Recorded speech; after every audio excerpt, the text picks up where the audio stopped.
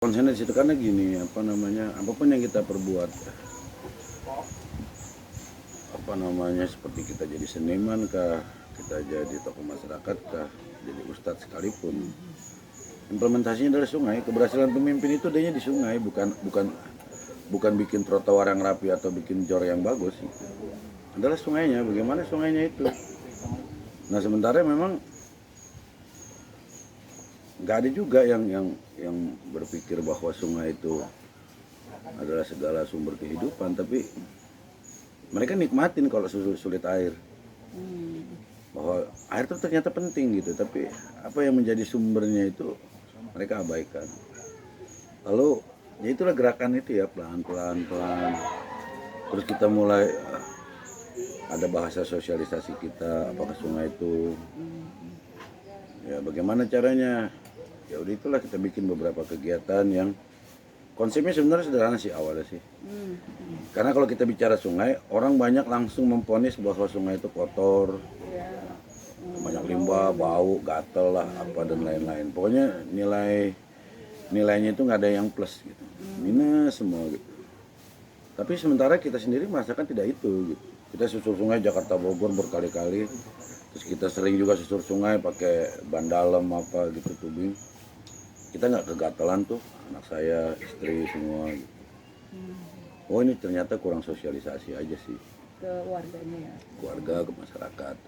Akhirnya itulah konsepnya adalah mengajak semakin banyak orang untuk melihat sungainya gitu. Oke, jadi memang sengaja juga dibuat, sekaligus dibuat padepokan di dekat sungai gitu ya Pak ya? Iya memang gitu. Jadi ada kegiatan tuh, ada melukis, ada kegiatan menari, teater. Jadi di sini di Ya. padepokannya tiap hari? Enggak, ini kalau minggu ini saat Jumat, Minggu ada latihan teater, Jumat sore. Ada latihan. Sampai Minggu Ya. teater. Ada Thai boxing, ada melukis, ada taklimnya, majlis taklim, ada ya pencak silat apa gitu. Ini kan kita juga lagi ngerancang batik ciri khas Condet. Ini ada beberapa, udah ada yang di Guci, ada yang di Kanvas. Di sini untuk ruang batiknya bagi anak-anak yang.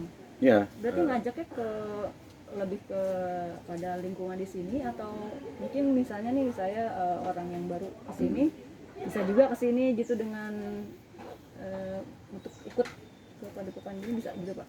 Iya. Orang luar. Ini Mas Gun orang Depok. Dia jadi anggota kita di padepokan gitu. Jadi kita nggak pernah lihat itu. Semua masyarakat tuh kita tidak. Ya, tapi memang pemanfaatan dan kebermanfaatan keberadaan padepokan itu lebih cenderung memang dinikmati warga sekitar ya. Kayak kita kemarin tuh kita udah mulai bikin gerakan orang tua asuh misalnya buat anak-anak. Kemarin baru kita bagi-bagi tuh apa? Ya gerakan pelan-pelan lah, bagaimana keberadaan kita bermanfaat.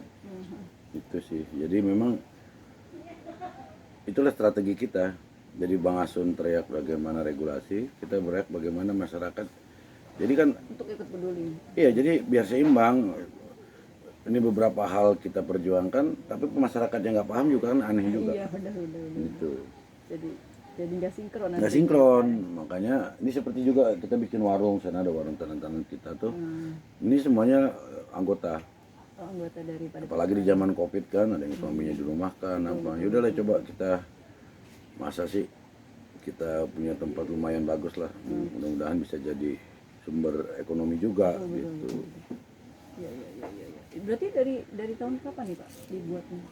Sebenarnya sih saya punya 2 lokasi, di bawah satu di sini. Kalau di bawah saya bangun dari tahun 2000. Di bawah maksudnya di. Iya, di bawah lagi satu.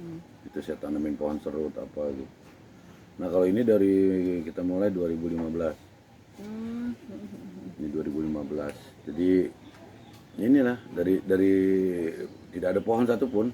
Lumayan sekarang kita bisa nikmatin hasil buminya juga. Ini kebetulan kemarin banjir nih. Banjir kemarin di debit Depok 210 tuh ya ada masih di bawah lah. Ya tapi memang itu. Berarti awalnya sebelum adanya, maksudnya sebelumnya kegiatan-kegiatan biasa gitu ya. Terus yang tenan-tenan ini baru dibukanya sekarang atau gimana Pak? Udah lama juga. ada mulai masuk 7 bulan.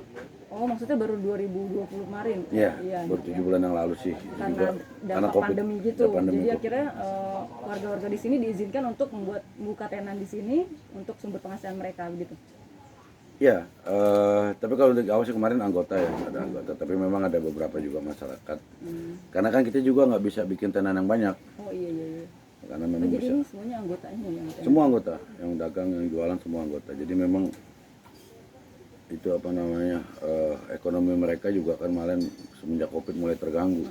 Tapi alhamdulillah sih, apalagi di hari Jumat, Sabtu, Minggu, udah bisa membantu juga sih perekonomian mereka.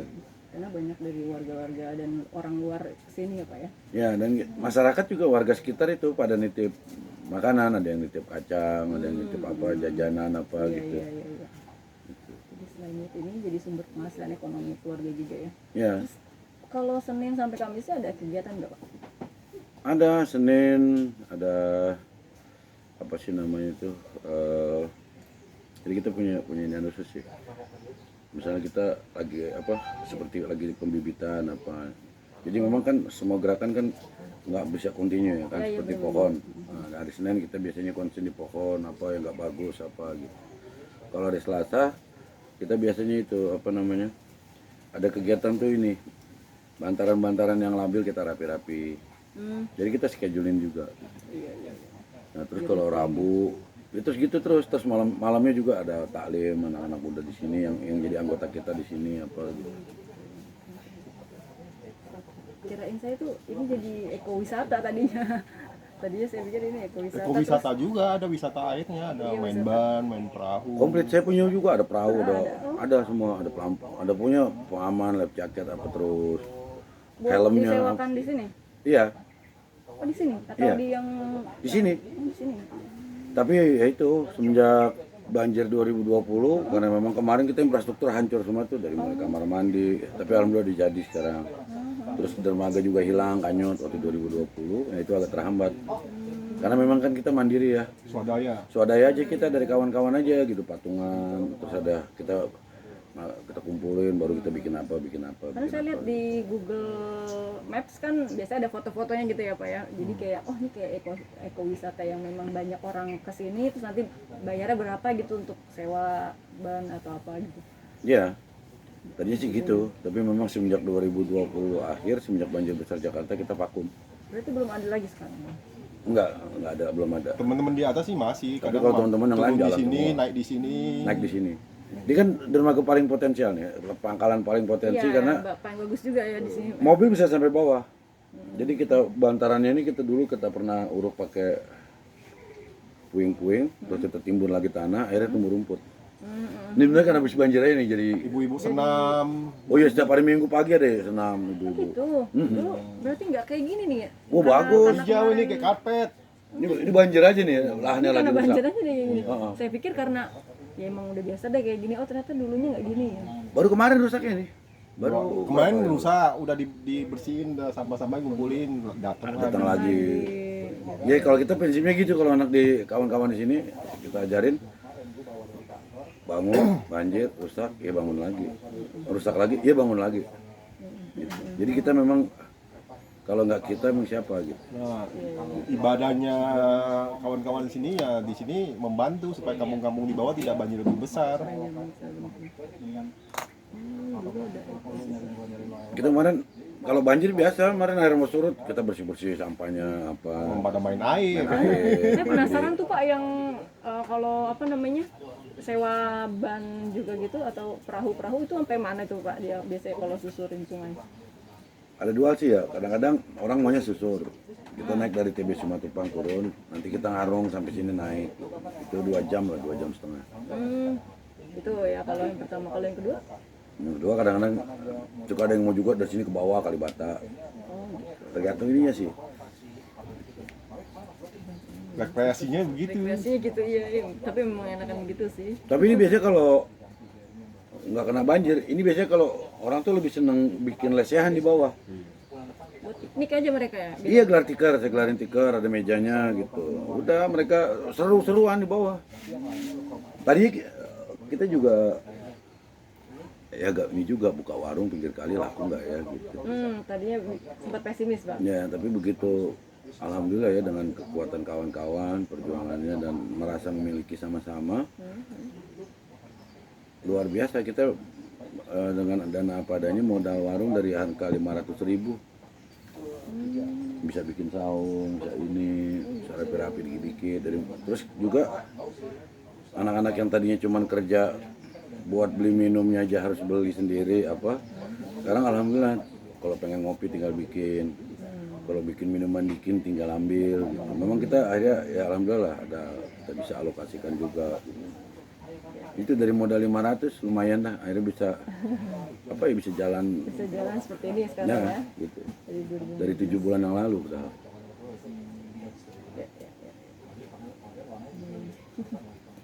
Oke deh, terima kasih banyak Bang Lentot.